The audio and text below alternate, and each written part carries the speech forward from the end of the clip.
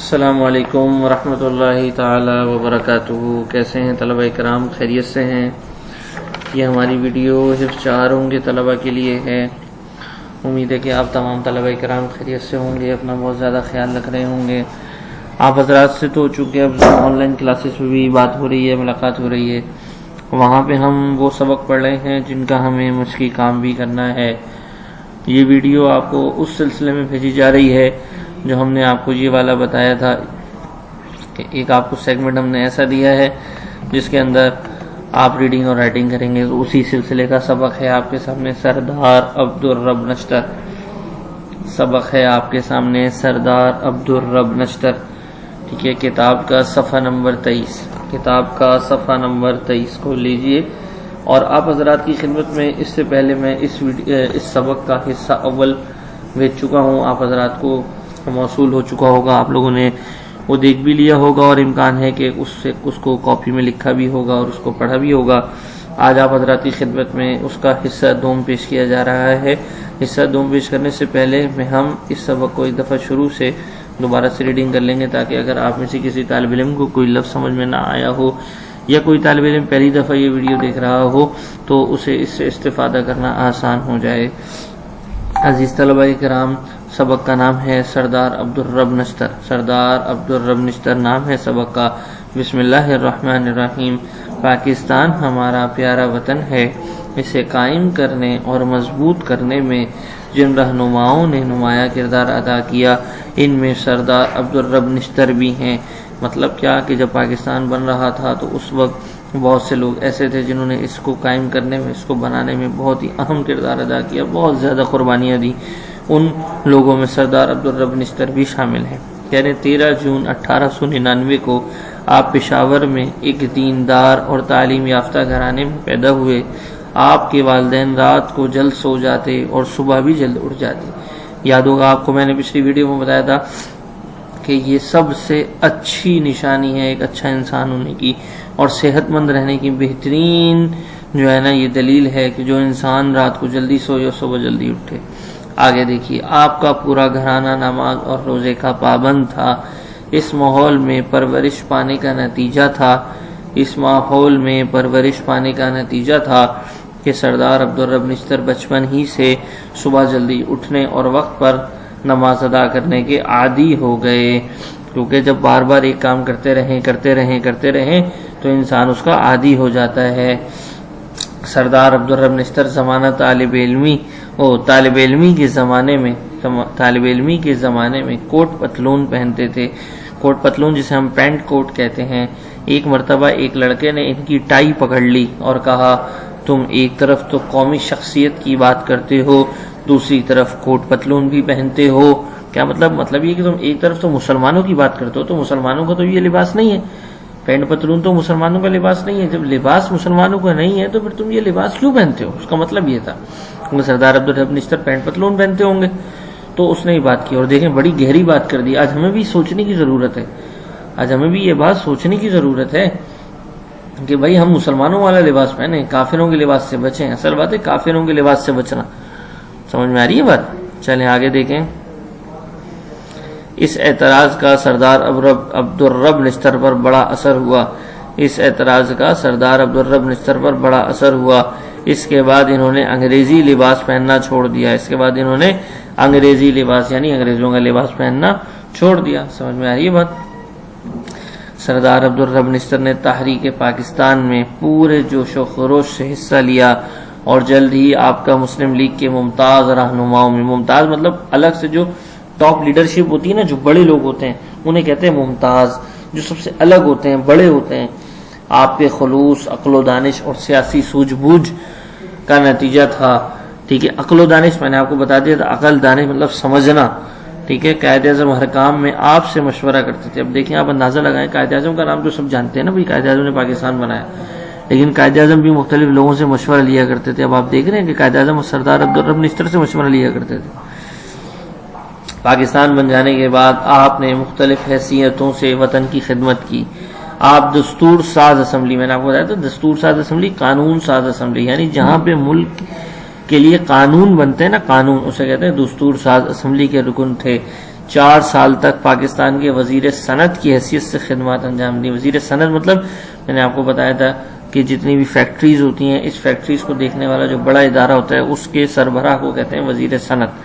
2 سال پنجاب کے گورنر بھی رہے. گورنر جو صوبے کا سب سے بڑا، جیسے ملک کا بڑا صدر ہوتا ہے اسی طرح صوبے کا بڑا گورنر. ملک کا صدر ملک کا بڑا اور صوبے کا گورنر صوبے کا بڑا. سردار عبدالرب نشتر کی سب سے بڑی خصوصیت یہ تھی کہ جو کام بھی انجام دیتے وہ پورے خلوص سے انجام دیتے. طلبہ کرام پہلا صفحہ مکمل ہوا. ایک دفعہ اس پہلے صفحے کو دوبارہ سے پورا دیکھ لیجئے. کوئی لفظ ایسا نہ ہو جو آپ کو پڑھنا نہ آ رہا ہو. ایک دفعہ اس کو دوبارہ سے جلدی سے ریڈنگ کر لیں. انشاءاللہ 1 سے 1.5 منٹ بعد میں پھر آپ کو آگے ریڈنگ کراؤں گا. جلدی سے کر لیں بیٹا، فٹافٹ سے آگے کی ریڈنگ کر لیجئے تاکہ پھر ہم اگلا پیج شروع کر سکیں.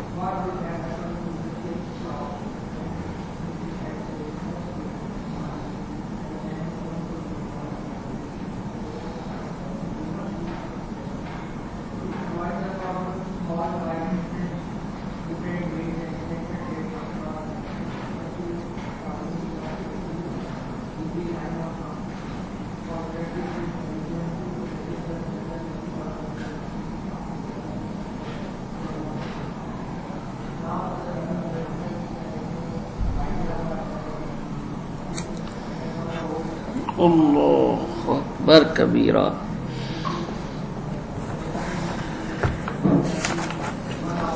چلے میں اگلے صفحے میں. اور اس بات کی زیادہ سے زیادہ کوشش کرتے کہ ہر خدمت اسلام کے اصولوں کے مطابق ہو. کیا مطلب؟ کہ میں جو بھی خدمت کروں، چاہے ملک کی کروں، قوم کی کروں، کسی کی بھی خدمت کروں، وہ خدمت اس طرح سے کروں کہ وہ خدمت دین کے اصولوں کے یعنی اسلام کے اصولوں کے مطابق ہو.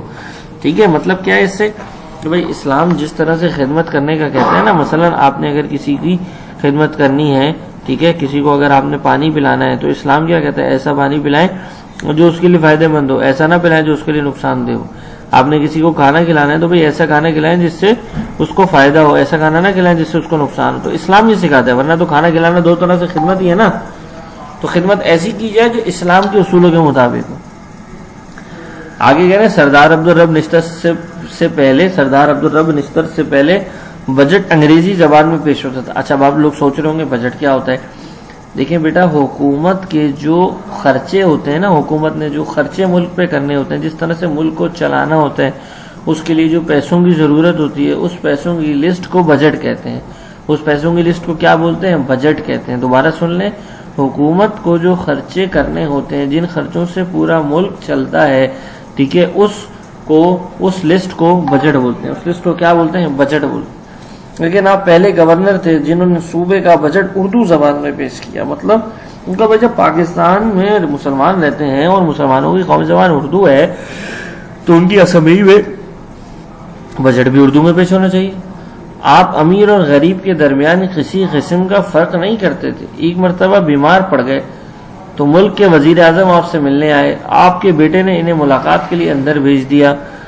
ٹھیک ہے، بعد میں مسلم لیگ کا ایک رکن ملنے آیا تو بیٹے نے انہیں اندر جانے سے روک دیا. بیٹے نے اس لیے روکا نا بھائی کہ اندر تو وزیر اعظم آئے ہوئے، آپ ذرا صبر کر لیں. کارکن تو ایک عام آدمی ہوتا ہے. تو انہوں نے کہا بھائی ذرا صبر کریں، اندر وزیر اعظم آئے ہوئے. جب سردار عبدالرب نشتر کو پتا چلا تو بیٹے کی سرزنش مطلب بیٹے کو ڈانٹا بھائی کہ وزیر اعظم کے آنے پر تو انہیں اندر آنے دیا، جب ایک غریب آدمی ملنے آیا تو انہیں روک دیا. بھائی ایسا کیوں؟ امیر اور غریب میں فرق کیوں کر رہے ہو؟ بھائی انہوں نے بیٹے کو ڈانٹا. کیا بیٹے کو ڈانٹا. تو آپ اس سے اندازہ لگائیں، آپ ذرا سوچیں کتنی بڑی بات ہے یہ، کتنی بڑی بات ہے. ذرا آپ لوگ سوچیں کہ امیر اور غریب کے درمیان کوئی فرق نہیں رکھا. اصل بات یہی ہوتی ہے. آگے دیکھیں، اور کہا میرا سرمایہ یہی مخلص کارکن ہے. مخلص مطلب اچھے اخلاص والے کارکن، یہی میرا سرمایہ ہے. چلیں اتنا پڑھا دیا، اب ریڈنگ کریں. اب آپ لوگ خود کریں، شاباش فٹافٹ سے.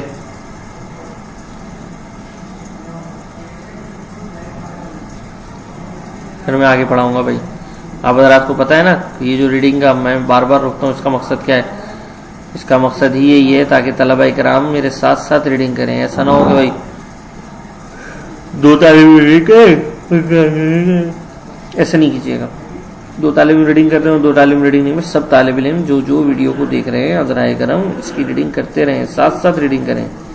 ریڈنگ نہیں چھوڑنی بھائی, ریڈنگ نہیں چھوڑنی.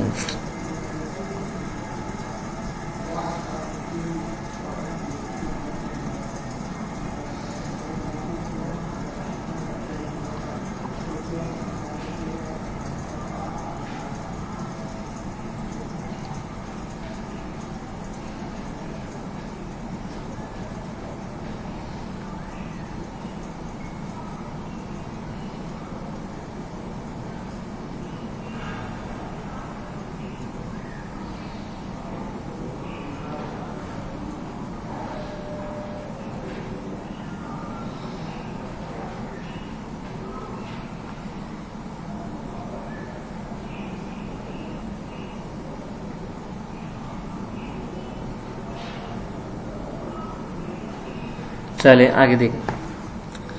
آگے کہہ رہے ہیں میں زندگی بھر امیر غریب کے درمیان فرق کے خلاف لڑتا رہا. مطلب میں ہمیشہ لوگوں کو یہ سمجھاتا رہا یہ امیر اور غریب کا فرق کیوں کرتے ہو بھائی, امیر بھی تو انسان ہے, غریب بھی انسان ہے, ایسا کیوں کہ بھائی امیر کے لیے الگ بات اور غریب کے لیے الگ بات, ایسا نہیں کرنا چاہیے. کہنے 14 فروری 1958 کو قوم کے اس عظیم رہنما کا کراچی میں انتقال ہوا.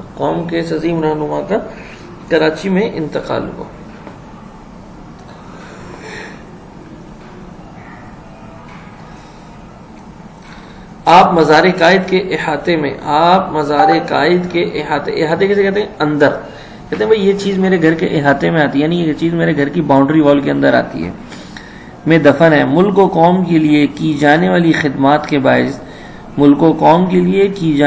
خدمات کے باعث آپ کو ہمیشہ یاد رکھا جائے گا. بھائی اب آپ سوچیں, ایک بندہ گورنر بھی ہو, 4 سال دستور ساز اسمبلی کا رکن بھی رہا ہو, ٹھیک ہے, اتنے اہم عہدوں میں فائز رہا ہو, قائد اعظم کا قریبی ساتھی ہو, تو اسے کوئی کیوں یاد نہیں رکھے گا؟ بھائی ذرا سوچو, کوئی اسے کیوں یاد نہیں رکھے گا؟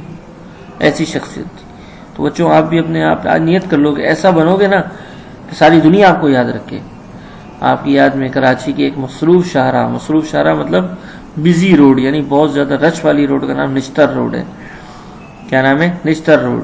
اور ایک پارک کا نام نشتر پارک رکھا گیا ہے. یہ سب صدر کراچی کا علاقہ نا, صدر کی طرف سے آپ پیچھے جائیں تو وہاں پہ نشتر پارک ہے, اور آگے آپ جو ہے وہ ٹاور کی طرف جائیں گے نا, کراچی کے لگا ٹاور, اس کی طرف پیچھے نشتر روڈ بھی آپ کو ملے گا, اور بڑا مشہور اور بڑا مصروف اور مشہور دونوں طرح کا روڈ ہے. ٹھیک ہے, تو بھائی یہ سبق آپ کا مکمل ہوا.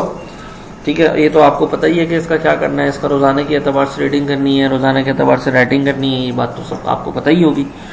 تو بس جب آپ کو پتہ ہے تو اس پر عمل کریں, اور پھر انشاءاللہ العزیز اللہ نے چاہا تو آئندہ ویڈیوز کے اندر ہم آپ کو اگلے چیپٹر بھیجیں گے. اور اگر ہم یہ چیپٹر آپ حضرات کی خدمت میں نہ بھیج سکیں, ٹھیک ہے, تو یہ آپ کو پتہ ہے کہ اگلا چیپٹر ہاتھی ہے. ہاتھی آپ لوگوں نے پڑھنا بھی ہے اور لکھنا بھی ہے, تو اپنے والدین کی مدد سے سبق ہاتھی کو پڑھنا اور لکھنا شروع ہو جائے گا جب آپ کا سردار عبدالرب نشتر مکمل ہو جائے. ٹھیک ہے طلباء کرام, آخر میں جاتے ہوئے آپ حضرات کی خدمت میں ایک بات پیش کرنا چاہوں گا کہ اچھے بچوں کی نشانی یہی ہے کہ وہ نماز کا اہتمام اور بڑوں کا احترام کرتے ہوں. نماز کا اہتمام, بڑوں کا احترام, نماز کا اہتمام, بڑوں کا احترام. یاد رکھیں یہ کامیاب ہونے کی نشانی ہے. اللہ پاک مجھے, آپ کو, ہم سب کو اس پر عمل کی توفیق عطا فرمائے. خوب دعائیں کرتے رہیں, مجھے بھی اپنی دعاؤں میں یاد رکھیں. السلام علیکم ورحمۃ اللہ تعالی وبرکاتہ.